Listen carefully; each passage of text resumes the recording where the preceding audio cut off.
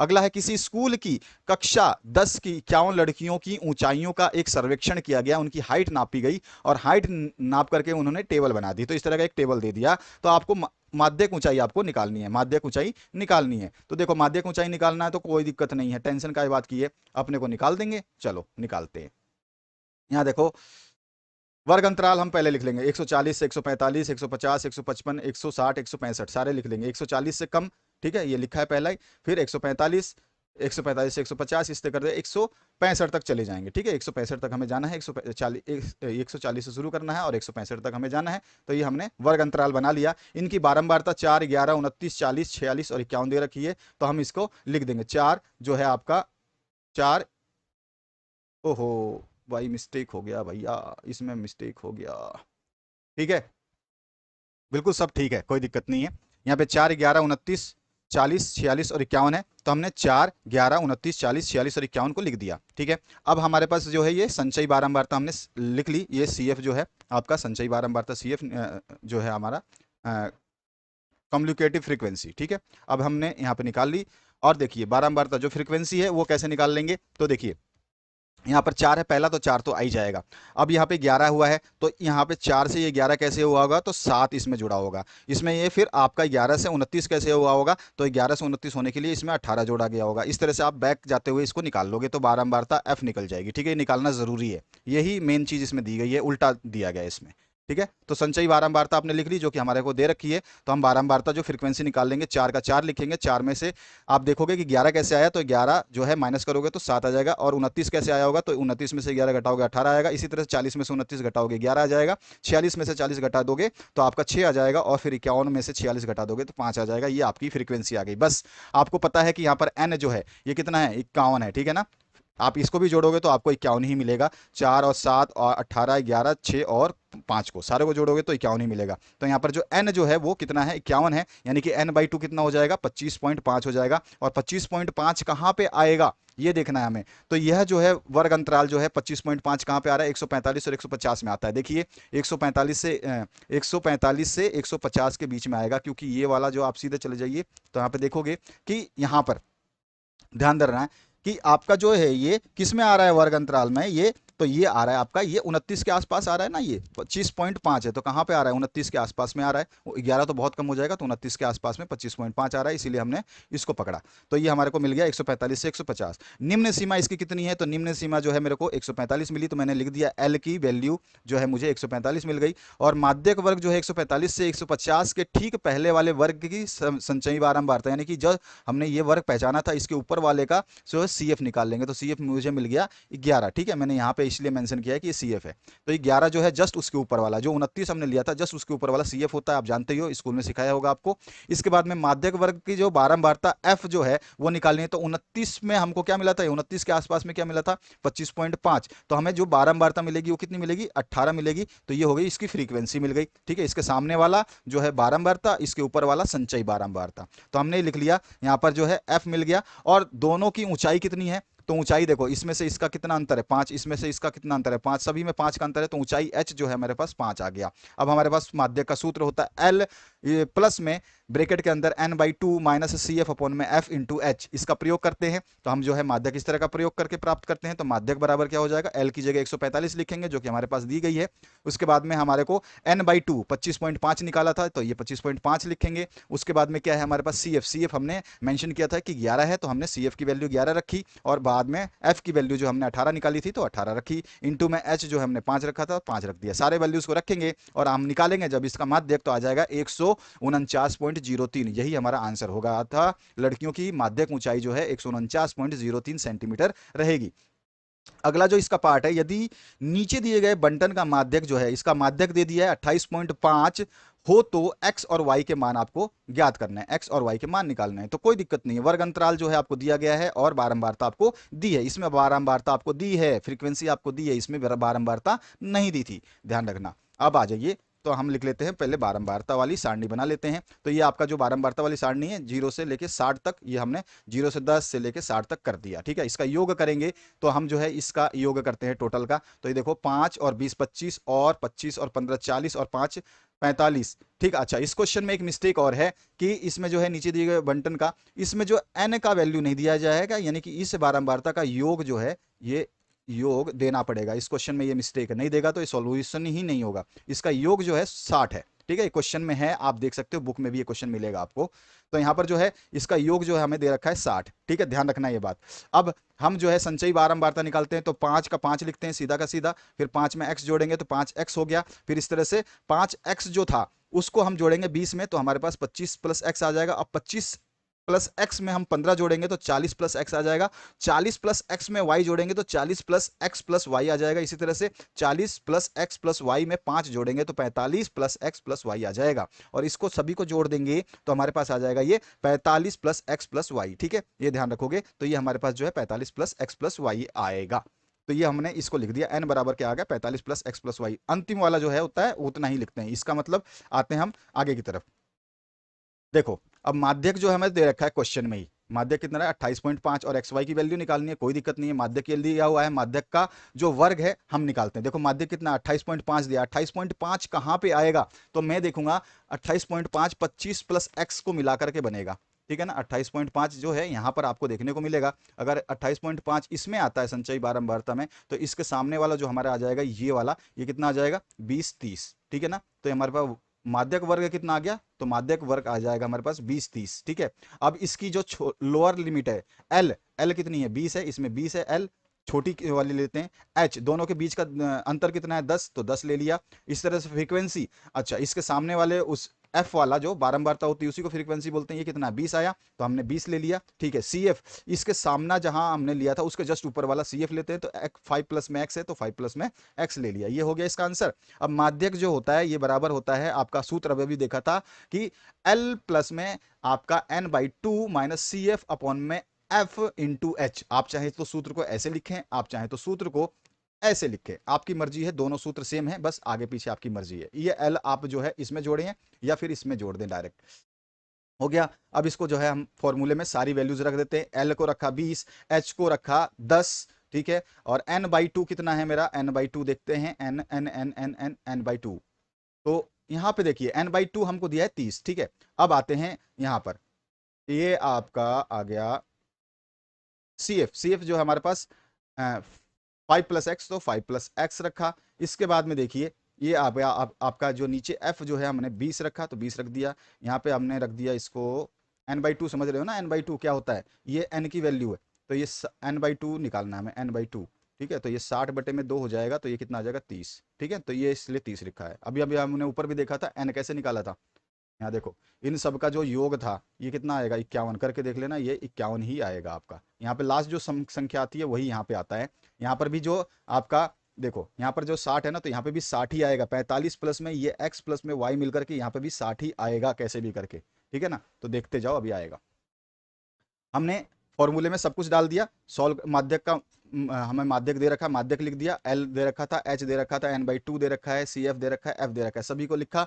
इस तरह से ये सारी इक्वेशन डाली, जो ऊपर करा था वैसे ही करेंगे। और यहाँ पर जो है अब इक्वेशन को हम सॉल्व करते हैं। तो यहाँ पर देखो ये आ गया, इसको हमने सिंप्लीफाई किया तो इस तरह का कुछ बना। अब इसमें क्या करेंगे, इसका एलसीएम ले लेंगे। एलसीएम ले लेंगे तो 2 से 20 को गुणा कर देंगे, और इसका एज इट इज रह जाएगा, तो 2 से 20 को गुणा करेंगे 40 आ जाएगा। ये 25 माइनस एक्स है, और जो इधर है आपका 28.5, इसको गुणा किया तो ये कितना हो गया 57। 28 का दूना 56 और 0.5 कितना हो गया 57, तो ये 57 हो गया। ठीक है, तो ये 57, ये 40, ये x minus 25 minus x.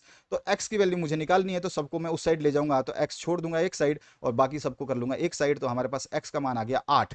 x का मान 8 आ गया, तो मैं किसी भी इक्वेशन में जो है आप रख सकते हैं। देखो यहां पर देखिए, यहाँ पे अगर x का मान 8 रख दूं तो y का मान मुझे मिल जाएगा। तो मैं क्या है इसमें x का मान जो है 8 रख रहा हूं, तो यहाँ पे 8 रखा x का मान, तो y का मान मुझे मिला 7। अब मैं देख सकता हूं कि जो है आपका इस प्रकार जो है x का मान कितना आया 8 और y का मान कितना आया 7। तो यही चीज हमें प्राप्त करनी थी। यहाँ पर लिखा हुआ है सब कुछ, समीकरण 1 से समीकरण ये जो है हमने बनाया।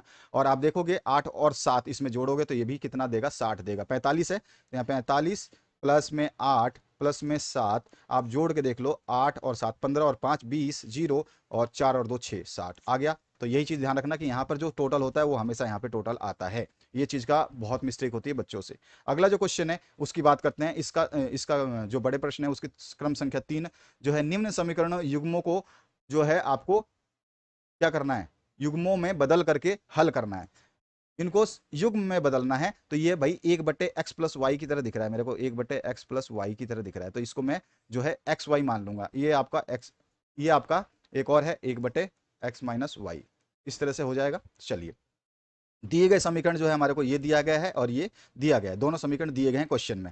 अब इन क्वेश्चन में मैं आपको मान लेता हूं कि 1/x+y, यहाँ पे 10 की जगह क्या लिया, 1/x+y को p माना, तो p अगर इसको मानता हूं तो ये कितना है, 10 बार है, तो p 10 हो जाएगा, p 10 हो जाएगा, ठीक है। और इसको मैंने माना y, अगर इस नहीं p माना है तो इसको माना q, अगर मैं इसको q मानता हूं तो q कितने टाइम है, 2 टाइम है, तो यहाँ पे 2q हो जाएगा, प्लस का साइन है बीच में, प्लस का साइन। इसी तरह से नीचे इसको जब मैंने 1/x+y को p माना है तो ये कितना p है, 15p है, तो 15p लिख देंगे। और इसी तरह माइनस का साइन लगाएंगे, और ये कितना है आपका 5q है, तो 5q बराबर 2। तो ये इक्वेशन ऊपर वाली ही है बिल्कुल सेम, बस केवल हमने मान करके जो है इसको चेंज कर दिया। इसी को बोला था कि आप जो है क्या करो, युग्मों में बदल लो, तो बदल रहे हैं। अब आ जाइए, समीकरण 3 और 4 को वज्र गुणन करके हम लिखेंगे। अब इसको समझ लेना थोड़ा सा अच्छे तरीके से। यहाँ पर देख सकते हो आप, जब आपका इस तरह का इक्वेशन रहती है तो हम क्या लिखते हैं, सपोज करिए ये इक्वेशन में थोड़ा सा इधर लिख देता हूँ, एक इक्वेशन इस वाले इक्वेशन को, tan p है, तो ये tan p प्लस में 2q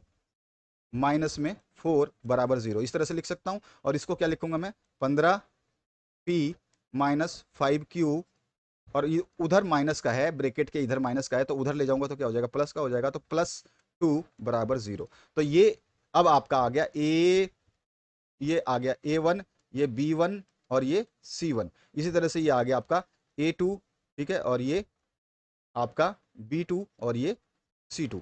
अब ध्यान से देख लो, A1 कितना है, 10 है, 10 लिख दिया, A1 कितना है, 10 है। अच्छा, अब A1 मेरा 10 है, तो A1 मैंने यहाँ से 10 ले लिया। और A2 कितना है, 15, तो A2 मैंने 15 ले लिया।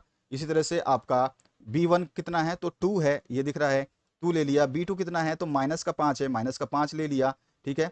अब C1 कितना है, तो C1 जो है -4 है, तो -4 ले लिया। इसी तरह से C2 कितना है, +2 है, तो +2 ले लिया, ठीक है। यहाँ पर कंफ्यूजन होता है कि यार देखो ये 4 प्लस का है तो माइनस का लिखा है, ये माइनस का है तो ये प्लस का लिखा है। तो आप ध्यान रखोगे, आप चाहे तो ऐसे चेंज कर लो, या फिर आपको ध्यान रखना है कि ये इक्वल्स टू के इधर है, तो जो भी आपका साइन नहीं दिया हो गया है वो है, यानी कि ये 4 प्लस का है तो ये 4 माइनस का लिखूंगा सी की वैल्यू के हिसाब से। आप ये काम करना, ऐसे बदल लेना, बस छोड़ो। अब आ जाओ, पी क्यू आर को हम निकाल लेते हैं, ठीक है। पी क्यू और 1 लिख लिया है ना, पी क्यू 1, ये जो है आपका पी क्यू 1 क्यों लिखा हमने, तो देखो आपका पी है, ये क्यू है, और जो बचा हुआ था ये पी माना आपने, ये क्यू माना, तो ये बचा हुआ क्या था, ये कुछ भी नहीं है, तो 1 मान लेते हैं इसको। इसलिए पी क्यू और 1 मान लेंगे। ये क्या होते हैं, तीनों आपस में बराबर होंगे। अगर अब मैं पी लेता हूं, इसको हमने लिख दिया, पी है, ये क्यू है और ये 1 है, ठीक है। अब समझ में आ जाएगा आपको आसानी से, ये क्या है, क्यू है, ये पी है, क्यू है, वो 1 है। पी लेना है मुझे, तो पी के नीचे इसको नहीं लूंगा, जब पी लेता हूं तो उस संख्याओं को नहीं लेना है, तो पी को छोड़ दूंगा, पी लिखा। पी के बाद में क्या बचा मेरे पास, तो 2 और -5, 2 और -5 लिखा। उसके बाद में क्या बचा, -4 और 2, तो -4 और 2 लिख दिया पी के मान में। इसी तरह से क्यू लूंगा, तो क्यू के मान को नहीं लूंगा, तो क्यू के मान को छोड़ दूंगा मैं, तो क्यू लिखूंगा। क्यू के नीचे क्या बचा है, आपको ध्यान देना है, ध्यान देना है। तो क्यू लेना है ना, तो क्यू जब लोगे तो क्यू के आगे वाला लेना है, तो यह -4 और 2, तो -4 और 2 लेना है, ठीक है। ध्यान रखना है, आगे वाला लेना है आपको पहले, तो -4 और 2, तो -4 और 2 लिखोगे। और जो बचा हुआ फिर आपका था 10 और 15, तो 10 और 15 लिखोगे। अब मैं 1 लूंगा, तो 1 के मान को नहीं लूंगा, ध्यान रखना, 1 के मान को नहीं लूंगा। तो 1 जो है, 1 लिखा, बटे में आपका 10, और आगे तो कुछ है नहीं, तो वापस हम शुरू करेंगे, तो 10 और 15 लिखेंगे, 10 और 15 लिखा, और अगले में है 2 और -5, 2 और -5 लिखा। और हमको इस तरह से इनको गुणा कर देना है, जो है यहाँ पे जो एरो बनाया गया, इसको थोड़ा सा ध्यान रखना कि इसी तरह से आपको भी गुणा करना है एग्जाम में भी, ठीक है। तो इस तरह से हम गुणा करते जाएंगे। अब देखो, 2 गुणा 2 करना है, ये देखो 2 गुणा 2 लिखा हुआ है। इसी तरह से आपको -5 और -4 को गुणा करना है, तो यहाँ पे बीच में क्या है, आपको माइनस लगाना है, ये फॉर्मूले में लगेगा, हर जगह पे माइनस आएगा, ये चिन्ह जो है आपको माइनस हर जगह पे लगा देना है, ठीक है।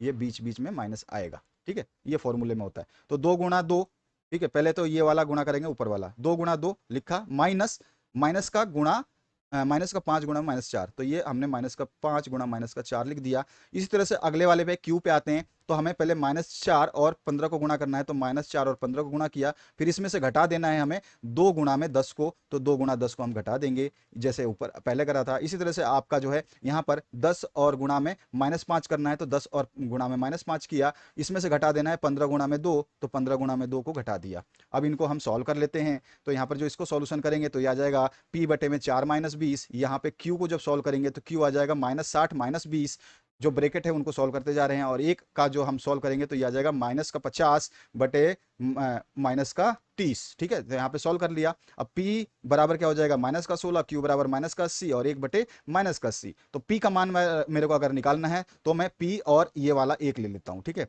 p एक मेरे को p का मान निकालना है, तो p और ये वाला दोनों को आपस में बराबर, क्योंकि तीनों आपस में बराबर है तो इस q वाले को छोड़ दूंगा तो p का मान निकल जाएगा। p और 1/80 ले लेता हूँ, p और 1/80 यानी कि p बटे, देखो ध्यान से देख लेना, बता देता हूँ फिर आपको कंफ्यूजन नहीं होगा। p माइनस में 16 बराबर 1/-80, एक बार ये लूंगा और एक बार लूंगा मैं q बटे में -80 इजकल्स टू 1 में -80, इस तरह से मैं लूंगा।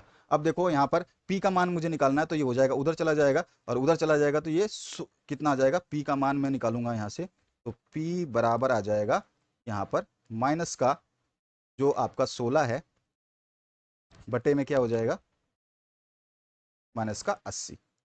इसी तरह से अगर मैं q यहाँ से निकालूं तो ये कितना हो जाएगा, ये -80 बटे में -80, तो माइनस से माइनस कैंसिल आउट, माइनस से माइनस कैंसिल आउट, माइनस वाला छोड़ दो, तो आपके पास ये जो है देखोगे तो ये आपके पास कितना आ गया, तो ये आ गया 4 के पहाड़े में आ जाएगा, 5 के पहाड़े में आएगा 16 पंजे 80, 16 कम 16, 16 पंजे 80, 1/5 आ गया और ये 80 कम 80, तो यहाँ पर 1/5 आया, ये 1 आया, ठीक है। तो ये हमारे पास आंसर आ गए। अब हमारे को p का मान जो है, जो हमने माना था p, देखो ध्यान से, स्टार्टिंग में हमने क्या माना था, p बराबर माना था 1/x + y और q माना था 1/x - y, तो x और y के मान जो है मेरे को p की जगह जो है इसको रख दूंगा, तो p अभी आया मेरे पास 1/5 और यहाँ पे कितना आया, q 1 आया, है ना। तो यहाँ पे मैं p बराबर 1/x + y, तो इसको मैंने माना, इसको बराबर कर दिया, p का मान रख दिया यहाँ पे, p का मान कितना आया था 1/5, तो इसको जब मैं करूंगा तो क्रॉस गुणा करोगे तो ये 5 इधर हो जाएगा और x + y उधर चला जाएगा, तो ये हमारा पहला समीकरण। और q का मान निकालूंगा तो मेरे पास आ जाएगा x - y बराबर 1, ठीक है ना। यहाँ पर q रखा, q का मान मुझे पता है कि 1 लिखना है, तो 1 लिखोगे तो x - y से गुणा करोगे तो ये x - y ही रहेगा और 1 बराबर में है तो ये आ जाएगा। तो p और q के मान हमने निकाल दिए। अब जो है समीकरण 5 और 4 का योग कर लूं, यानी कि दोनों समीकरण को जोड़ लूं, तो यहाँ पर देखो x + y बराबर 5 आया था, ये पहली समीकरण, और जो है आपका दूसरा समीकरण क्या है, ये हमारे पास में x - y बराबर जो है 1 आया। तो अब ये माइनस का है, ये प्लस का है, तो मैं इन दोनों को समीकरणों को जोड़ रहा हूं, तो जोड़ने से y कट जाएगा, तो यहाँ y कटा, ये y कटा, तो मेरे पास बचा क्या, यहाँ पे 2x बराबर 6, यानी कि x का मान निकाला तो मेरे को मिला 3, ठीक है। तो अब x के मान को किसी भी एक समीकरण में रख दूंगा, चाहे यहाँ रख दो या फिर यहाँ रख दो, आपकी मर्जी है, y का मान निकल जाएगा। तो आप जो है समीकरण 5 में रख रहे हैं तो 5 में रख लीजिए, तो ठीक है। समीकरण 5 में जब हमने x का मान रखा 3 है, तो 3 + y बराबर 5 हो गया, तो y का मान निकल गया 2, तो यही अभिष्ट जो हल है, x बराबर 3 और y बराबर 2, ये आंसर आ जाएगा। अगला जो इसका अथवा पार्ट है उसको देख लेते हैं। 3 वर्ष पूर्व रहमान की आयु जो है वो आपका, रहमान की आयु का व्युत्क्रम और अब से 5 वर्ष पश्चात आयु के व्युत्क्रम का योग जो है 1/3 है, तो उसकी वर्तमान आयु आपको निकालनी है। बहुत इजी क्वेश्चन है। सबसे पहले तो आप रहमान की आयु मानिए, जो हमने माना कि उसका आयु जो है आपका 21 एक्स वर्ष है, ठीक है, उसकी आयु हमने x वर्ष मान ली। और 3 वर्ष पूर्व रहमान की आयु जो है x-3, क्योंकि 3 अभी आपकी जो आयु है, मान लो आपकी आयु x है, तो 3 साल पहले क्या होगी, तो 3 साल पहले कमी होगी आज की आयु से, और 3 साल बाद 5 साल बाद क्या होगी, तो 3 साल आज की डेट में x है, तो आने वाले 5 साल में बढ़ जाएगी, कितनी, 5 बढ़ जाएगी। तो यहाँ पर 3 साल पहले यानी 3 साल पूर्व रहमान की आयु हो गई x-3 वर्ष, और इसी तरह से 5 वर्ष पूर्व यानी 5 साल बाद में रहमान की जो आयु हो जाएगी x + 5, ठीक है, ये इक्वेशन। अब शर्त के अनुसार क्या बोल रहा है कि जो आपका 3 वर्ष पूर्व रहमान की आयु का व्युत्क्रम, 3 वर्ष पूर्व वाला जो ये रहमान की आयु थी, इसका व्युत्क्रम मतलब 1/, तो 1/x-3, और अब से 5 वर्ष पश्चात आयु का व्युत्क्रम यानी कि 5 साल बाद का व्युत्क्रम, यानी कि 1/x + 5, 1/x + 5 का योग, इन दोनों का योग देखो यहाँ प्लस लगा दिया दोनों में, योग 1/3 आ रहा है। ठीक है, उनकी वर्तमान आयु हमें बतानी है, आज की डेट में उनकी आयु क्या होगी। तो ये 1/3 आ गया। अब हमें क्या करना है, एलसीएम ले लेना है। एलसीएम ले लेते हैं, x-3 इंटू x+5, और ऊपर जो हमारा एक एक है तो इनमें भी क्या हो जाएगा, यहाँ पर ये आपका इससे अगर कट जाएगा तो यहाँ पे x प्लस में 1 आएगा, तो यहाँ पे x प्लस में 5 आ गया, सॉरी x प्लस में 5 आएगा। और फिर आपका जो है एलसीएम दोबारा लोगे तो ये कट जाएगा, तो इधर आ जाएगा x-3। ठीक है, समझ में आ गया ये तो चलो इसको अब छोड़ देता, हटा देते हैं। तो ये आ गया। अब यहाँ पर हम इसको इक्वेशन को तिरछा गुणा करके सॉल्व कर लेंगे। तो 3 से ऊपर वाले को गुणा कर लेंगे, इसको x से गुणा कर एक से गुणा कर लेंगे, तो ये ब्रैकेट के इधर उधर हो जाएंगे। यहाँ पर आप देख सकते हो आसानी से कि हमने इसको 3 से गुणा किया है और इसको जो है 1 से गुणा किया, तो ये एज इट इज रहा। अब यहाँ से हमने जो है इसको 3 से गुणा किया तो कितना हो जाएगा, आप देख सकते हो ये हो जा रहा है आपका +2 आ जा रहा है, और ये x और ये x कितना 2x हो गया। इस तरह से ये x-3 है, ये x+5 है, तो इसको गुणा करेंगे तो x² हो जाएगा। ठीक है, x² लिखा। फिर x को जो है आप 5 से गुणा करते हो तो आपका कितना आ जाएगा, यहाँ पर आपका 5x हो जाएगा। यहाँ पे इसको गुणा करके दिखा देता हूँ मैं, ब्रैकेट का क्या है बच्चों को दिक्कत होती है। तो पहले मैं x को गुणा करूंगा x से, तो हमारे पास आ गया x²। ठीक है, अब मैं x को गुणा करूंगा इस 5 से, तो मुझे मिलेगा प्लस का 5x। ठीक है, अब इसके बाद में जो है मेरा माइनस का साइन है तो माइनस लगाऊंगा, और माइनस का 3 गुणा x कर दूंगा तो -3x हो जाएगा। इसी तरह से माइनस का 3 से प्लस के 5 को गुणा करूंगा तो माइनस का 15 आ जाएगा। अब माइनस का 15 आ गया, तो अब देखते हैं ये क्या हो गया, आपका प्लस का 5x है, ये माइनस का 3x है, तो प्लस का 2x आ गया। इधर माइनस का 15 है ही, और आपने स्टार्टिंग में लिखा है x²। तो ये वाला चीज जो है यहाँ पर देखने को आपको मिल रही है, ये रहा। ठीक है, तो ये चीज समझ में आ गया। इसी तरह से इस ब्रैकेट को भी सॉल्व कर लेंगे तो ये आ जाएगा 6x+6, और यहाँ पर ये है ही। अब जब मैं क्या करूंगा, सारे इक्वेशंस को एक तरफ ले लूंगा ताकि x की वैल्यू को हम निकाल पाए। तो हम जो है पूरे वैल्यू को एक तरफ ले लेते हैं। देखो सारा ले लिया एक तरफ, और यहाँ पे कर दिया हमने इसको 0 के बराबर। अब यहाँ से देख लो आप कि 2x है और ये माइनस का 6x है, तो ये 2x जो है माइनस वाले में से गायब हो जाएगा, तो 4x बचेगा। ये x² तो है ही, और ये माइनस का 15 है, और ये माइनस का 6 है, -15 और -6 21 हो जाएंगे, तो माइनस का 21 बराबर 0। ये हमारी इक्वेशन बन गई। अब हमारे को जो है इसकी तुलना कर लेंगे हम a1 b1 और ए बी और सी से। तो यहाँ पे देखो a जो है मेरे को क्या मिल रहा है, ध्यान रखना है। देखो ये हमारी जो स्टैंडर्ड इक्वेशन है, आप जानते हो ax² + bx + c बराबर 0 होता है। इसमें a की जगह क्या है, तो a 1 मिल रहा है मेरे को, a ले लिया। b -4 है, -4 ले लिया। और c जो है मेरा यहाँ पर -21 है, तो -21 ले लिया। अब मेरे को b² - 4ac का फॉर्मूला याद है, तो मुझे ये निकाल लेना है, ताकि हम आगे जाकर के द्विघात समीकरण वाले सूत्र में जो है विविधकर वाले में हम जो है इसका मान निकाल लेंगे। तो देखो यहाँ पर सीधा सीधा यहाँ पर b² - 4ac क्यों निकाला है, क्योंकि यहाँ पे हम रख लेंगे b² - 4ac जो अंडर रूट में, इसका मान निकाल लेते हैं, पहले इस सूत्र में रखना है इसलिए। तो b² - 4ac बराबर क्या हो जाएगा, b की जगह -4 रखना है, -4 रखा, a की जगह 1 रखा है, 1 रखा, उसके बाद में c की जगह -21 रखा। इसको सॉल्व किया तो मेरे पास आ गया b² - 4ac का मान 100। तो b² - 4ac जो ये वाला सूत्र में ये वाला जगह है, यहाँ पे हम 100 रखते जाएंगे, हमारा आसानी से सॉल्व हो जाएगा। तो हमारा x का मान निकालना है, तो हो जाता है -b + माइनस अंडर रूट में b² - 4ac अपॉन में 2a। ये आपको फॉर्मूला याद होगा, नहीं है तो याद करिए। इसके बाद में x बराबर जो है आप -b लिखेंगे, तो माइनस तो है ही, और b का मान क्या था, तो b का मान था मेरे पास -4, तो -4 रखा। अच्छा, b² - 4ac जो मैंने मान निकाला था वो 100 निकाला, तो 100 रखा अपॉन में 2a, तो 2 गुना में 1 लिखा। बराबर में क्या है, इसको सॉल्व किया तो जो आपका अंडर रूट में 100 है, इसका जो अंडर रूट से बाहर निकालोगे तो 10 हो जाएगा, और यहाँ पे माइनस गुणा माइनस प्लस का 4 हो जाएगा। बीच में प्लस माइनस का साइन है, तो एक बार प्लस लेंगे एक बार माइनस लेंगे। तो अगर मैं प्लस लेता हूँ तो ये हो जाएगा 14/2, तो यहाँ पर 14/2 का मतलब 7 हो गया। अगर मैं माइनस लेता हूँ तो ये हो जाएगा आपका 10 में से -4 में से -10 गया, 4 में से -10 गया, तो आपके पास आया 6, वो भी माइनस का बटे में 2, तो ये आ जाएगा आपके पास में -3। तो ये आ गया आपके पास -3। ठीक है, तो हमने एक पॉजिटिव चिन्ह लिया एक बार, और एक बार नेगेटिव चिन्ह लिया, यानी कि हमारे को पता है कि आयु जो है नकारात्मक नहीं होती है, यानी नेगेटिव में नहीं होगी, तो हम पॉजिटिव वाला ले लेंगे। तो पॉजिटिव में हमने लिया तो x की वैल्यू हमें 7 मिली, यानी वर्तमान आयु जो रहमान की है वो कितनी है, 7 वर्ष है। ठीक है, 7 वर्ष है। तो रहमान की वर्तमान आयु कितनी आ गई हमारे पास में, ये 7 वर्ष आ गई। अगर मैं अब देखूं 3 साल पहले क्या होगी, तो -3 करूंगा तो 4 वर्ष थी, और 5 साल बाद क्या होगी, तो 7 में अगर मैं 5 जोड़ दूं तो मेरे पास 12 आ गया, यानी कि उसकी जो आयु 5 साल बाद होगी वो 12 वर्ष होगी। तो इस तरह से हम लिख सकते हैं।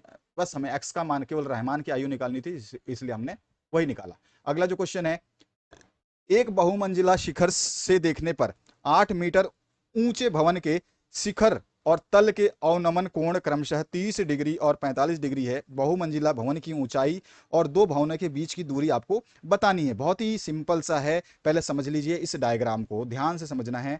देखिए, बहुमंजिला भवन के शिखर से देखने पर एक 8 मीटर ऊंचे भवन 8 मीटर ऊंचे भवन के शिखर और तल के अवनमन कोण क्रमशः 30 और 45 डिग्री है। अब देखिए सीधा सीधा क्या बोला कि एक बहुमंजिला भवन है, उसके शिखर पे आप खड़े हैं और शिखर से देखने पर बहुमंजिला भवन ये है आपकी, ठीक है, बहुमंजिला, ये आप पहला मंजिल और ये दूसरा मंजिल, ए पे आप खड़े हैं, ठीक है। देखने पर जो है क्या कह रहे हैं कि देखने पर एक 8 मीटर ऊंचे भवन, ये 8 मीटर ऊंचा भवन जो है, ठीक है, 8 मीटर ऊंचा जो भवन है के शिखर और तल के, यहाँ पे शिखर जो है ये वाला और तल जो है ये वाला, ठीक है, के कोण जो है 30 डिग्री और 45 डिग्री है। तो यहाँ से हम जो देख रहे हैं, तो यहाँ पर जो बन रहा है वो मेरे इस नज़र के सामने बिल्कुल हॉरिजॉन्टल जो है, मैं खड़ा हूँ यहाँ से देख रहा हूँ, तो यहाँ पे जो मेरे को एक एंगल बन रहा है वो 30 डिग्री बन रहा है ऊपर वाला, और नीचे जो तल है, तल का जो एंगल बन रहा है वो 45 बन रहा है। तो तल से जो देख रहा हूं मैं, तो ये एंगल जो है मेरा 45 बन रहा है। ये समझ में आ गया डायग्राम इस क्वेश्चन के हिसाब से। अब कुछ भी नहीं है इसमें, आसान है, अब बस इतना ही टेंशन था। अब देखो, माना एसी बहुमंजिला भवन की ऊंचाई है, ठीक है ना, एसी बहुमंजिला भवन की ऊंचाई, यही तो बोला है ना इसने कि आप बहुमंजिला भवन पर है, ठीक है।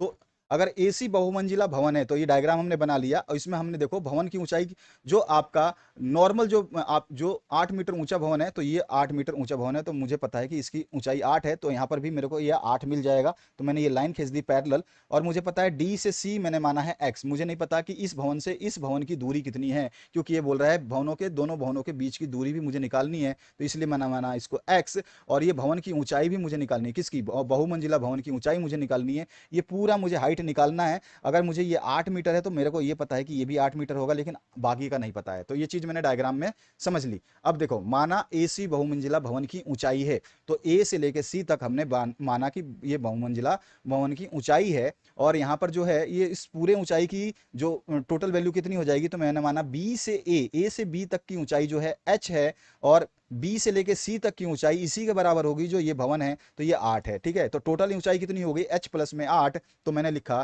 कि एसी बहुमंजिला भवन की ऊंचाई है जो कि है एच प्लस में 8 मीटर, पहली चीज। अब दो आते हैं ईडी पर। ईडी जो है भवन की ऊंचाई है जो कितनी दे रखी है, 8 मीटर, तो हमने ये लिख दिया। अब दोनों भवनों के बीच की दूरी जो है हमने माना सी से डी वो एक्स मीटर है, ये मान लिया हमने। अगला, अब समकोण त्रिभुज ए बी ई से, अब समकोण त्रिभुज कौन सा लिया है, ए बी ई, यानी कि ए, फिर आपका आ जाएगा बी, ठीक है, ये वाला बी, और फिर ये ई, ठीक है। अगर ए बी ई ले रहा हूं मैं, समकोण त्रिभुज है ये, देखो ध्यान से, यहाँ पे ये समकोण त्रिभुज है, इसमें मेरे को ये एच है, ये मेरे पास एक्स है, ध्यान रखना है अभी आपको। तो यहां पर जो है आपका क्या हो जाएगा, tan 30, क्योंकि ये 30 डिग्री की बात हो रही है ना, तो पहले हम 30 डिग्री वाला लेंगे फिर 45 वाला लेंगे। तो tan 30 ए बी ई में आपका कितना है, tan 30 ले रहे हैं, वो कितना हो जाएगा, tan 30 का मान कितना होगा, तो ये होता है ए बी अपॉन में बी ई। ए बी क्या है, तो देखो ए बी जो है आपका ये हो जाएगा आपका लंब, ठीक है, बटे में बी ई क्या है आपका आधार, ठीक है ना। देखो इसको याद करने का भी बता देता हूँ, एक चीज आपको याद होगी, इसको मतलब लाल बटे कक्का, आपको स्कूल में बताया होगा, LAL बटे KKA, लाल बटे कक्का, कक्का ऐसे। तो ये जो होता है आपका पहला वाला जो मान होता है, अगर मैं बात करूं तो ये होता है हमारा साइन का मान, ये होता है कोस का मान, और ये होता है टेन का मान, ठीक है। तो टेन क्या है, लंब बटे आधार, तो लंब बटे आधार समझ में आ गया अभी। तो साइन क्या होता है, लंब बटे कर्ण। कोस जो है, कोस कोस क्या होता है, आधार बटे कर्ण। अब ध्यान रखना दोबारा, आपको ये हमेशा काम आता रहेगा। साइन जो होता है लंब बटे कर्ण, कॉस जो होता है आधार बटे कर्ण, और टेन जो होता है लंब बटे आधार। ये लाल बटे कक्का वाला फॉर्मूला याद रखना, ठीक है। इससे बाकी और भी निकल जाते हैं, तो उसकी अभी हमें जरूरत नहीं है, तो हम इसको डिस्कस नहीं करेंगे, आपको कंफ्यूजन हो जाएगा। तो tan 30 डिग्री जो हो जाएगा, tan 30 का क्या मान होता है, तो हमने देखा कि ये बोल रहा है tan जो होता है लंब बटे आधार होता है, तो इसमें लंब देखा हमने, लंब कौन सा है, h है, तो हमने लंब रखा h, ठीक है, ये रखा लंब h, और आधार क्या है, बी ई है, तो बी ई कितना है, एक्स के बराबर है, क्योंकि यहाँ पर बी से ई की जितनी दूरी है उतनी सी से डी की दूरी है, तो यहाँ पे एक्स रखा। ठीक है, ये चीज हमारे को समझ में आ चुकी है। अच्छा अच्छा, tan 30 डिग्री का मान क्या होता है, सभी को टेबल याद होनी चाहिए। टिग्नोमेट्रिक टेबल की मैंने ट्रिक बता रखी है, उसका वीडियो बना रखा है, प्लेलिस्ट में अवेलेबल है, उसको चेक कर लेना। तो 1/√3 होती है। ठीक है, तो 1/√3 रख दिया, तो यहां से मैं जो है x का मान निकाल लेता हूं। x क्या है, ये वाली डिस्टेंस का मान निकालता हूं। तो यहां पे तिरछा गुणा कर दो तो x उधर चला जाएगा और ये h√3 हो जाएगा। ठीक है, h√3 पहला इक्वेशन हमारा जो है बन गया। अब ये डायग्राम हमने दोबारा लिया है ताकि हमको कंफ्यूजन ना हो। इस डायग्राम को मैंने 2 बार नहीं बनाया, इस डायग्राम को जानबूझ के 2 बार लिया है ताकि आपको जब हमें करता रहूं तो यहाँ पे आपको डायग्राम समझाता रहूं।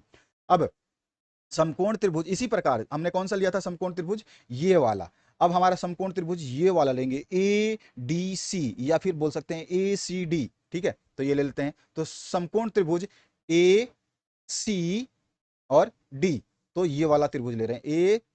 अब मैं ये ए से ले रहा हूं, ए फिर सी और फिर डी। अब इसके लिए कौन सा कोण है, तो इसके लिए 45 वाला कोण है, देख रहे हो ना आप, 45 वाला कोण है। अब बस तो tan 45, मुझे पता है tan होता है लंब बटे आधार, इसका लंब क्या है, तो h प्लस में 8 जो है इसका लंब है, तो AC जो है इसका लंब है और आधार जो इसका CD है, ये तो लिख दिया। AC का मान कितना है, ऐसे इस तरह से आपने जो है यहाँ पे भी लंब आपका ये है और बटे में ये आधार है।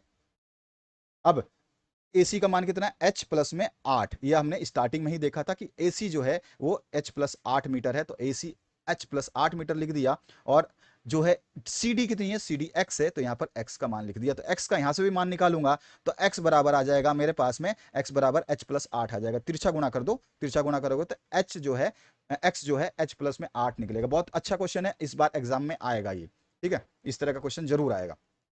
अब देखो मेरे पास x के 2 मान निकले, एक x का मान निकला मेरे पास ये वाला, थोड़ा सा ध्यान देने वाली चीज बस यहीं पर है।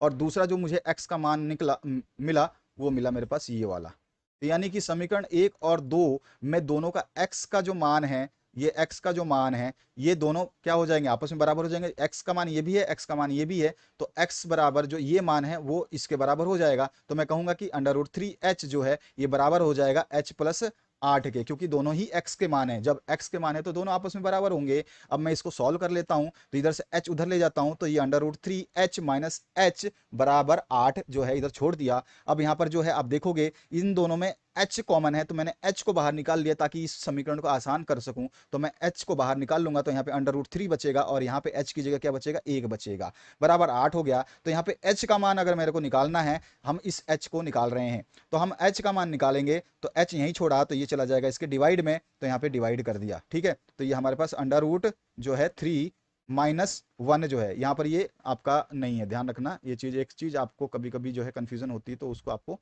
टेंशन नहीं लेना है। यहाँ पर क्या नहीं है, तो यहाँ पर जो है 8/में √3 - 1 आएगा। ठीक है, तो ये हमारे पास में h का मान आ गया। अब हमारे को पता है कि इस तरह की जब संख्याएं आती है तो हम उसका परिमयकरण करते हैं, तो यहाँ पे हर का परिमयकरण कर लेंगे, यानी कि √3 - 1 है तो हम इसको √3 + 1 से गुणा और भाग कर देंगे। तो मैंने गुणा और भाग कर दिया, 8 h बराबर क्या लिखा, 8/√3 - 1 इंटू में, अब जो ये माइनस वाला है तो इसको उल्टे साइन से जो हम गुणा और भाग कर देते हैं, तो ये यहाँ पे आ जाएगा √3 + 1 में √3 + 1, ये आपस में कट जाएगा तो वापस से यही आ गई, इसीलिए हम इसको इस तरह से लिख सकते हैं। ठीक है, अब जो है हर का परिमयकरण करेंगे तो 8 गुणा में क्या हो जाएगा, √3 + 1, तो 8 गुणा में √3 + 1 जो हमने लिख दिया। इसके बाद में जो है आपसे क्या बोला गया है, यहाँ पर जो है आपको देखने को मिल रहा है कि ये गुणा ये करेंगे तो √3, ये आपको याद होगा कि a + b, ठीक है, और इनटू में a माइनस बी का जो फॉर्मूला होता है वो होता है a² - b²। तो हमने a², ठीक है, यहाँ पे a जो है ये स्क्वायर माइनस b² जो 1 है वो b² ले लिया, इस तरह से करा तो ये आ गया 3 - 1। तो ये नीचे वाला तो सॉल्व हो गया, ऊपर वाला जो है आपका 3 + में 1 है। ठीक है, तो 3 + में 1 इंटू 8 है, इसको 8 से इंटू किया तो हमारे पास कितना आ रहा है, ये h बराबर 8√3 + 1/2 आ जाएगा, क्योंकि यहाँ से हमने माइनस कर दिया। अब इसको माइनस कर दिया तो h का वैल्यू जो आएगा मेरे पास कितना आ जाएगा, इस 2 से इस 8 को काटूंगा तो ये आ जाएगा 4√3 + में 1। अच्छा हाँ, एक चीज़ और मैं आपको बता दूं कि ये पूरा इससे मल्टीप्लाई है, तो यहाँ पर ये 8 जो है इसके पूरे को मल्टीप्लाई कर रहा है। ध्यान रखना थोड़ा सा, ये क्या होता है कभी कभी बच्चे कंफ्यूज हो जाते हैं। तो यहाँ पर जो है इसको पूरे को आप जो है इस तरह से मल्टीप्लाई कर रहे हो, तो ये 2 से 4 बार में कटा 4, और ये √3 + 1 √3 + 1 जो है h मेरा निकल गया। ये h निकला मेरे पास √3 + 1, और इनटू में कितना है, 4 है। ठीक है, इनटू में 4 है। अब बहुमंजिला भवन की ऊंचाई जो है कितनी है, देख सकते हो आप आराम से। ए सी कितना है, एच प्लस में 8 है, तो ए सी जो है एच प्लस में 8 है, तो एच का मान जो मेरे पास है उसको यहाँ पे रख रहा हूँ, तो एच का मान है 4 √3 + 1, प्लस में क्या है 8 है। तो इसको जब हम देखेंगे कि सारी चीज़ें जो है आसानी से हम कर सकते हैं, तो ये 4 जो है मैंने बाहर रखा, और साथ ही साथ √3 + 1 प्लस जो है 2 हो जाएगा, क्योंकि 4 अगर मैं कॉमन लेता हूं तो यहां पर कितना बचेगा, 4 इसमें से अगर बाहर निकालूं 8 में से, तो 2 बचेगा। 4 गुणा 2 8 होता है, तो यहाँ पे 2 आ गया। इसका मतलब ये हो गया कि ये 2 + 1 कितना हो गया, 3 हो गया, तो 3 √3 जो है इसका आंसर आ गया किसका, ए सी, यानी कि एच की जो है लंबाई हमारे पास आई। 4 इंटू √3 प्लस, सॉरी, एच नहीं, ये पूरे ए सी की लंबाई है। बहुमंजिला बहुमंजिला जो भवन है ना उसकी ऊंचाई, ऊंचाई आ गई, एसी आ गई। ठीक है, तो एसी का मान हमने निकाल लिया, 4 इंटू में √3 प्लस में 3, ये जो हमारा आंसर आ गया। अब एक चीज और बोली थी इसने, एक्स की दूरी हमें निकालनी है, तो अब हम एक्स निकाल लेते हैं। तो सी डी जो है हमारा एक्स का दूरी है, और सी डी जो है क्या हो जाएगा, ध्यान से देखिए, सी डी जो है एक्स के बराबर है, ध्यान रखना है, और एक्स का मान जो है हमने निकाल लिया था एच प्लस में 8। ध्यान रखो, यहाँ पे देख सकते हो, ऊपर चलते हैं हम, देखो ये तो अंडर रूट वाला छोड़ो, ये ले लो, क्योंकि h प्लस में 8 है, क्योंकि मेरे पास h का मान है, इसलिए मैं यहाँ पे h का, यहाँ पे करोगे अंडर रूट वाला दिक्कत होगा, तो आप यहाँ वाला ले लो। तो ये मेरे पास x का मान है, इस x का मान क्या है, h प्लस में 8, तो h का मान मैंने निकाला ही था, ये रहा मेरे पास h का मान। ठीक है, तो इस h के मान को इसमें रख दूंगा, तो यहाँ पे देखो h जो है कितना था, 4 इंटू √3 + 1, तो 4 इंटू √3 + 1 जो है h का मान रखा, साथ में प्लस में 8 था, उस x के हिसाब से मान जो है सी डी जो है x का मान है, तो ये x का जो है ये पूरा मान था, अब इसमें 8 रखा, 8 जोड़ा, तो ये हो जाएगा आपके पास में सेम टू सेम। जो ऊपर जो देख रहे हो आप, ये वाली जो इक्वेशन जैसी बनी है, देख रहे हो आप आसानी से, वैसी ही इक्वेशन ये भी है। तो इसको भी मैं अगर सॉल्व करूंगा इस तरह से, तो मेरे पास यही आएगा, 4 √3 प्लस में 3, तो मेरे पास जो है x का मान भी वही आएगा जो h का मान है, तो यानी कि x और h दोनों बराबर आएंगे। ये हमारे पास में आंसर आ गया। अथवा पार्ट की बात करते हैं, तो इसमें देखिए क्या है, इसमें जो पूछा गया है, भूमि के एक बिंदु P, अब यहाँ पे डायग्राम समझते जाना, भूमि के एक बिंदु P, ये बिंदु P है, ठीक है, अच्छा, से एक 10 मीटर ऊंचे भवन के शिखर का उन्नयन कोण, एक 10 मीटर कोई भवन है जो ऊंचा है, ठीक है, इसका उन्नयन कोण कितना दे रहा है, ये इसका उन्नयन कोण 30 डिग्री है, तो इसका उन्नयन कोण जो है 30 डिग्री दिया हुआ है। तो ये रहा 10 मीटर ऊंचा भवन जो बी तक है, ठीक है, ये 10 मीटर ऊंचा भवन है, और इसका उन्नयन कोण 30 डिग्री दिया हुआ है।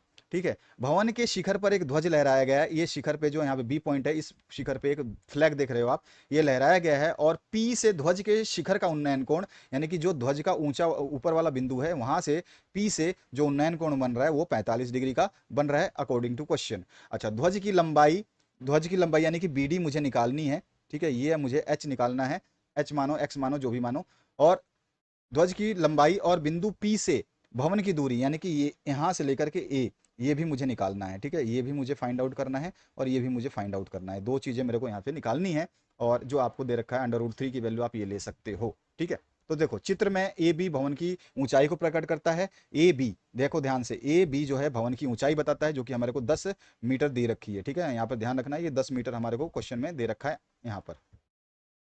अच्छा, आगे बीडी जो है हमारी, ये ध्वज खंड जो आपका ध्वज दंड है, यानी ध्वज की जो डंडी है उसको प्रकट कर रहा है, और पी जो दिया गया बिंदु है हमारा वो प्रकट कर रहा है। और ध्यान दीजिए कि यहाँ जो समकोण त्रिभुज पी ए बी और पी ए डी है, ठीक है ना, एक समकोण त्रिभुज क्या बन रहा है, पी ए बी और पी ए डी, दो त्रिभुज बन रहे हैं समकोण, और दोनों में कॉमन एंगल 90 डिग्री। अच्छा, हमें ध्वज खंड की लंबाई यानी कि बीडी ज्ञात करनी है, बीडी ज्ञात करनी है, और बिंदु पी से भवन की दूरी यानी कि पी ए या एपी ज्ञात करनी है। ये चीज हमने समझ ली, इस क्वेश्चन को अच्छी तरह से समझ लेना, लिखने की आवश्यकता नहीं है, आप केवल डायग्राम बना दोगे। ये चीज मैंने आपको समझाने के लिए लिखा है, आपको जरूरी नहीं है एग्जाम में लिखो, लेकिन हाँ ये डायग्राम जरूर बनाओगे, बिल्डिंग बनाओ ना बनाओ, बस आप केवल ये त्रिभुज केवल बना दोगे, यही बहुत है। ठीक है ना, बाकी आप कुछ मत बनाओ।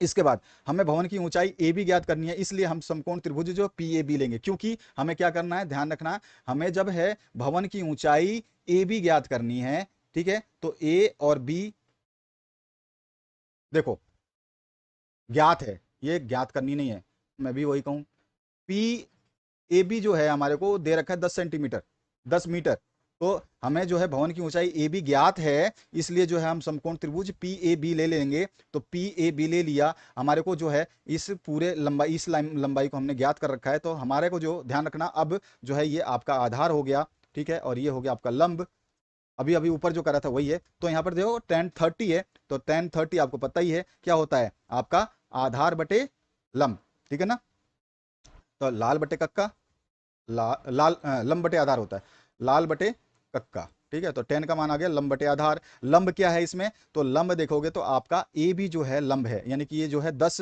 हमारे को ए बी तो 10 दे रखा है, लंबाई तो दे रखी है भवन की, तो ए बी 10 रखा, और आधार कितना है, तो आधार है पी ए मान लीजिए या ए पी मान लीजिए, तो हमारे को आधार ले लिया, ठीक है। अंडर रूट 1/√3 जो है 10/30 का मान होता है, इसको मैं बता चुका हूँ बार बार कि मैंने इसका टेबल बनाना बता रखा है, उसको सीख लेना, वो बहुत ज़रूरी होता है, मान आपको याद नहीं होगा तो एग्जाम में क्वेश्चन ही आते हुए नहीं कर पाओगे।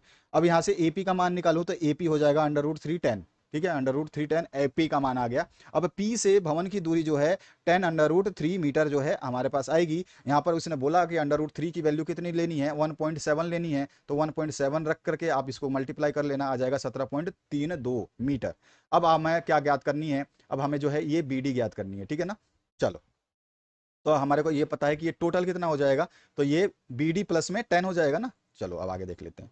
अब हम समकोण त्रिभुज पी ए डी लेते हैं, पी पी ए और डी, ठीक है, पी यहाँ से, फिर ए यहाँ तक, फिर ये यहाँ तक, ये ले रहे हैं। अब इसमें हमें करना क्या है, बहुत आसान है, यहाँ पर tan 45 लेंगे, tan 45 का मान 1 होता है, सभी को पता है, ठीक है, और मुझे पता है कि आपका tan जो होता है ये होता है आपका लंब बटे में आधार, ठीक है। अब लंब देखते हैं, तो लंब जो है मैं मानता हूं ये इसकी लंबाई जो है ये x है, क्या माना मैंने, x जो है इसकी लंबाई मानी, BD की दूरी x मानी, तो ये था 10, A से लेके B तक जो था ये 10 मीटर दिया हुआ है क्वेश्चन में मेरे को, है ना, 10 मीटर जो है क्वेश्चन में दिया गया है, तो ये 10 प्लस में x, टोटल AD कितना हो जाएगा 10 प्लस x, तो मैं यहाँ लिखूंगा 10 प्लस x AD की, और AP मुझे पता ही है, अभी अभी मैंने निकाल लिया था, तो AP की वैल्यू मैंने रख दी, बस सिंपल है।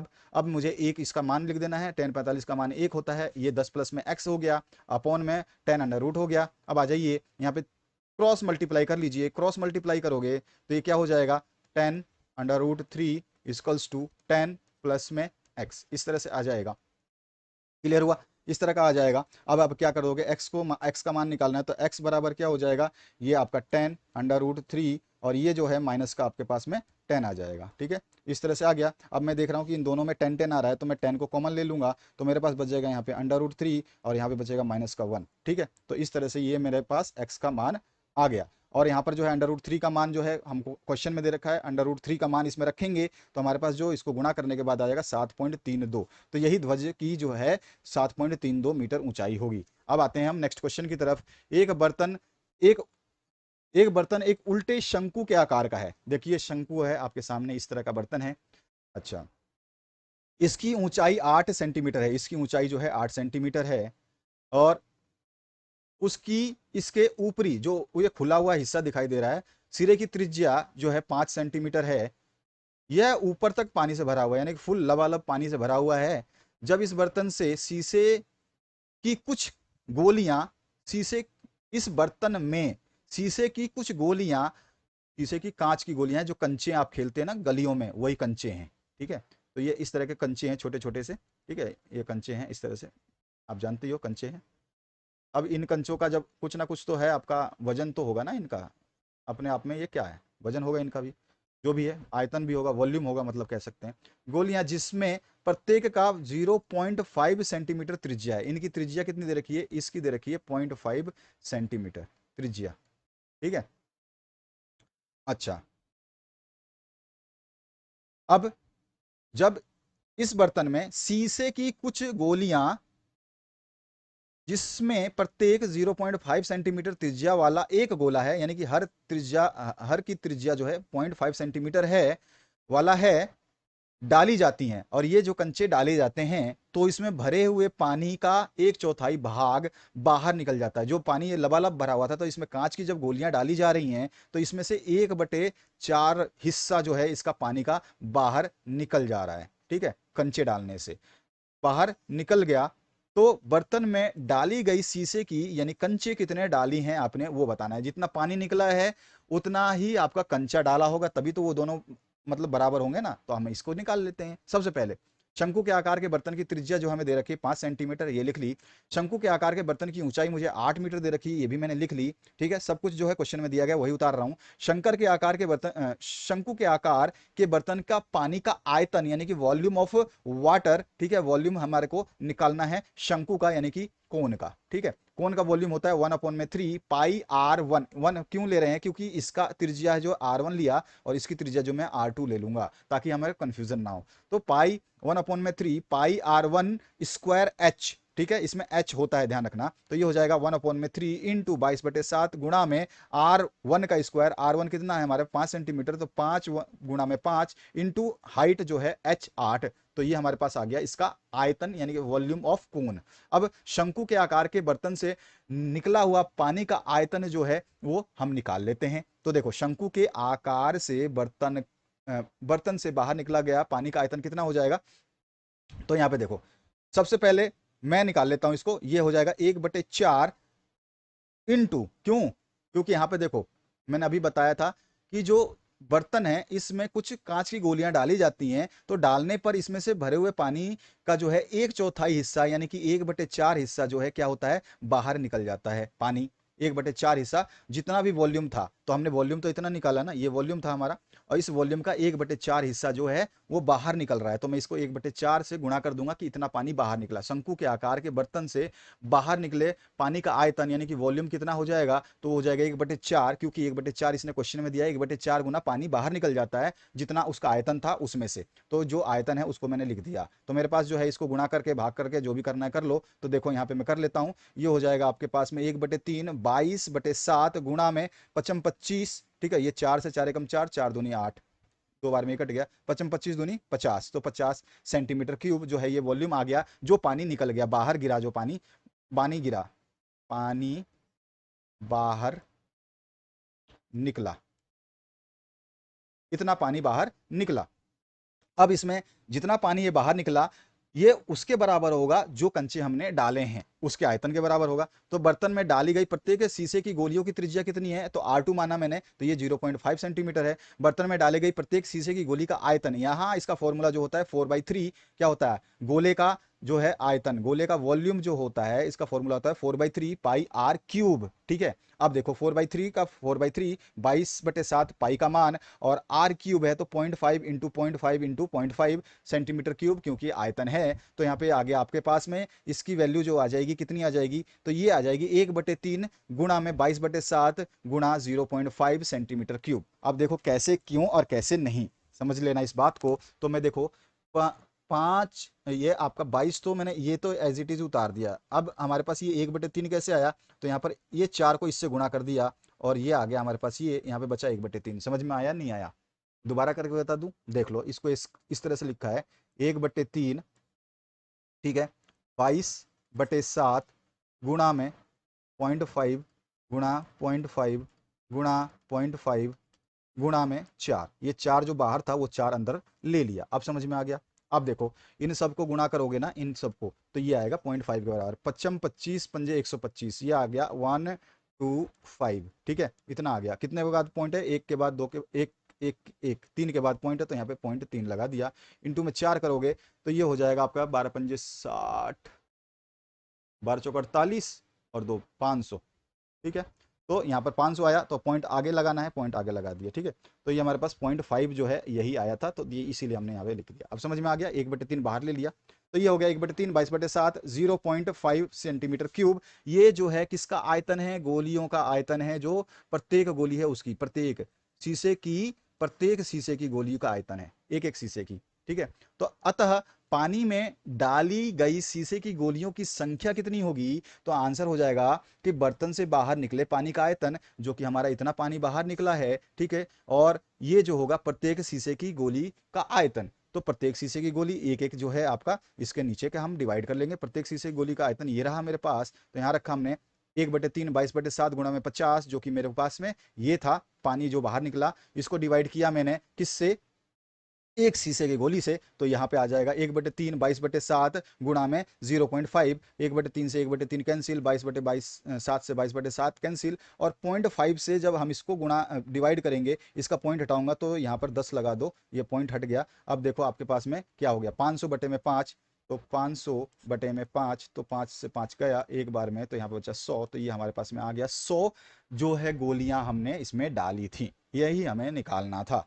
अगला जो है अथवा पाठ, उसको बात कर लेते हैं। अथवा पाठ में एक गोलाकार कांच के बर्तन की एक बेलन के आकार की गर्दन है। यहाँ पे थोड़ा देखना, ये गोलाकार पात है और इसके ऊपर जो गर्दन है, इसका ये गर्दन है, ये जो है कैसा है, बेलन आकार, बेलनाकार है, ठीक है, बेलनाकार है।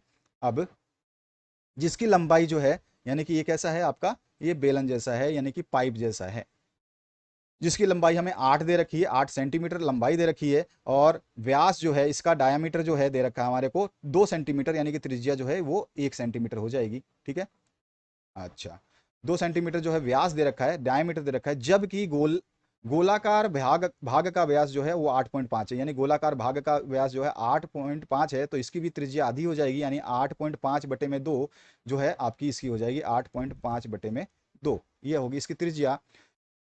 इसमें भरे जा सकने वाले पानी की माप कर एक बच्चे ने यह ज्ञात किया, इसमें जो पानी भरा जाएगा उसका माप जो है, उस इसमें भरे जाने वाले पानी की मात्रा माप कर एक बच्चे ने यह ज्ञात किया कि इस बर्तन का आयतन जो है 345 वर्ग सेंटीमीटर है। बच्चे ने मतलब इसमें पानी डाल करके चेक किया और उसने बोला कि 345 वर्ग सेंटीमीटर जो है इसका आयतन है। तो ये बोल रहा है क्वेश्चन में कि जांच कीजिए कि उस बच्चे का उत्तर सही है या नहीं, यह मानते हुए कि उपरोक्त मापन आंतरिक मापन है, यानी कि जो माप किया गया है वो इंटरनल है, वो कोई टेंशन नहीं है, छोड़ो उसको। तो हमें बस ये देखना है कि बच्चे ने जो ये आंसर निकाला ये सही है नहीं, पाई की वैल्यू हमें निकाल दे रखी है कि 3.14 ले सकते हैं। सबसे पहले गोलाकार भाग का जो व्यास जो है वो हमको दे रखा 8.5, जो प्रश्न में दे रखा है वो चीज़ हम लिख रहे हैं यहाँ पर, ठीक है, चित्र में देखते जाइए। और तो गोलाकार भाग की जो त्रिज्या हो जाएगी इसकी आधी हो जाएगी, तो ये त्रिज्या निकाल दी। इसी तरह से बेलन की जो ऊंचाई है वो मेरे को दे रखा है कितना, 8, तो ये 8 ले लिया मैंने, ऊंचाई h ले ली, और गर्दन का व्यास जो है डायमीटर मेरे को 2 सेंटीमीटर दे रखा है, तो इसका त्रिज्या जो है आधी हो जाएगी 1 सेंटीमीटर। अब आगे बढ़ते हैं, इसमें भरे जा सकने वाले पानी का जो आयतन होगा वो कितना होगा, तो देखो इसमें सीधा सीधा इसमें जितना पानी आएगा तो क्या होगा, गोले का आयतन साथ साथ में आपका ये जो है आपका बेलन का आयतन, दोनों को जोड़ देंगे तो हमारे पास में पूरा पानी जो है इसमें भर सकते हैं। इसमें कितना पानी भरेगा, जितना गोले का आयतन होगा, और इसमें कितना पानी भरेगा, जितना इस आपके क्या नाम है, बेलन का आयतन होगा। तो गोले का आयतन प्लस में बेलन का आयतन हमें निकाल देना है। गोले का आयतन का अभी अभी सूत्र बताया था 4/3 πr³ होता है, और बेलन का आयतन का अभी अभी हमने बात किया था कि होता है आयतन, आयतन क्या होता है, πr²h, ठीक है, πr²h। तो इन दोनों के मान रख देते हैं, मेरे पास सबका मान है, इसका भी आर मुझे पता है, इसका भी आर मुझे पता है, इसका एच पता है, सबके मान रख देने हैं। तो देखो यहाँ पर क्या करना है मुझे, ये इन दोनों में पाई कॉमन है, ठीक है, तो मैं यहाँ पे इस सूत्र को थोड़ा सा चेंज करके दिखा देता हूँ आपको। इसमें देखो पाई कॉमन है तो पाई जो है बाहर ले लिया गया है, इसके बाद में बचा क्या है 4/3, ठीक है, फिर क्या बचा है r³ प्लस में फिर क्या बचा है r² गुणा में h, ये हमारे पास बचा हुआ है। इसी का फॉर्मूला हमने यूज किया, तो पाई का मान हमें दे रखा है तो वो ले लिया 3/3.14, ठीक है, फिर 4/3 है, 4/3 लिख दिया। फिर आपका r³ का वैल्यू कितना है, तो अभी अभी हमने ऊपर निकाला था r³ जो कैपिटल वाला r 8.5, तो 8.5 8.5 8.5, इसके बाद में r² कितना है 1 सेंटीमीटर है, तो 1 गुणा 1, h कितना है 8 सेंटीमीटर है, तो h का रखा हमने 8, ठीक है, ये सारा रख दिया मान हमने इसी फॉर्मूले में जो अभी अभी आपको मैंने दिखाया। अब इसमें एक 3.14 तो है ही, इसके अंदर वाले को कर लेते हैं, तो ये 8.5 गुणा 8.5 गुणा 8.5, क्योंकि ये 2 और 2, ये 2 दूनी 4 और ये 4 कट जाएगा, ठीक है, तो इस तरह से आपका 2 दूनी 4 कट गया, तो बचा क्या 3 गुणा में 2, ये बचा नीचे, तो 3 गुणा 2 बचा नीचे, प्लस आपका जो है इसमें ये गुणा में है ना, गुणा कर दो, इस तरह से आप कर सकते हैं। अब जो है इसमें प्लस क्यों आ रहा है, एक जस्ट सेकेंड, अच्छा अच्छा, okay okay okay, just second है। यहाँ पे देखो बेलन का आयतन जो है, यहाँ बीच में प्लस का साइन है ना, तो यहाँ पे बीच में प्लस का ये साइन है, ध्यान रखना, यहाँ पे प्लस का साइन है ना, ये प्लस का साइन हमें लेना है, ये प्लस का साइन है, ध्यान रखना है ये, और यहाँ पे भी प्लस का साइन। अच्छा, तो ये आ गया 8.5 गुणा 8.5 गुणा 8.5, नीचे में आ गया 3 गुणा में 2, ये आ गया, और प्लस में क्या है 8 है, तो प्लस में 8 ले लिया। अब इसको जो है हम सॉल्व कर लेते हैं, तो 6 हो जाएगा, और ये जो है इसका एलसीएम 1 बटे में है, तो ये 8 6 48 हो जाएगा, तो यहाँ पे 48 हो गया, बटे में 6 हो गया, और इन सब का गुणा आ गया 614.125, बाहर 3.14 है ही। अब इन दोनों को जोड़ लेंगे तो ये आ जाएगा 662.125 अपॉन में 6, और ये गुणा में 3.14 है ही। अब ये 3.14 जो है, इसमें आप मल्टीप्लाई करना चाहें तो कर सकते हैं, या फिर इसको इससे इधर काटना चाहें तो काट सकते हैं, आपकी मर्जी है। तो हम देखते हैं इसको जो है काटते हैं, तो ये 2 से कट जाएगा, 2 से कटेगा तो 2 तिहाई 6, और ये कट जाएगा आपका 2 एकम 2, और 11 बचा, 2 पंजे 10, और यहाँ पे फिर 1 बचा, तो ये 14 हो गया, 2 सते 14, तो ये 1.57 आ गया। 6 से काटने 2 से काटने पे दोनों को, तो ये आ गया 1.57 इंटू में यही संख्या बटे में 3 जो है आ गई। अब इसको हम जो है गुणा कर देते हैं आपस में, इन दोनों को गुणा करोगे और भाग 3 से भाग दोगे तो आपके पास आ जाएगा 346.51 सेंटीमीटर क्यूब, जो कि बच्चे ने जो निकाला था 346.5 आया, हमारा 346.5 आया, और बच्चे ने निकाला था 345, तो एक जो है उसने गलत निकाला था इसको, तो हम कह देंगे अतः बच्चे द्वारा माप जो है सही नहीं है, या बच्चे का माप सही नहीं है। यही हमारा जो है क्वेश्चन है, और यही हमारा आंसर है। तो यही था आपका अंतिम प्रश्न। आशा करता हूं इस वीडियो को आपने अच्छे तरीके से समझ लिया होगा, और बेहतरीन तरीके से आपको ये पूरा मैथमेटिक्स क्लियर हो चुका होगा। समय जरूर लगा, लेकिन सारे कॉन्सेप्ट्स मैंने क्लियर करवाए। आशा करता हूं इस वीडियो को आपने शेयर भी कर दिया होगा अपने दोस्तों के साथ में। सारे सब्जेक्ट्स आपके जो है कंप्लीट करा दिए मैंने, जिसमें आपका हिंदी, इंग्लिश, ठीक है, आपका साइंस और एसएसटी और संस्कृत, और आपका जो है यहाँ पर आप देख रहे हैं मैथ, ठीक है। अब इसके अलावा और जो विषय हैं उनको भी मैं कंप्लीट करा दूंगा, उसके लिए टेंशन लेने की आवश्यकता नहीं है। मैक्सिमम शेयर करिए ताकि हमको भी अच्छा लगे कि सभी बच्चे पढ़ रहे हैं और अच्छी तैयारी कर रहे हैं। Thank you very much, have a good day.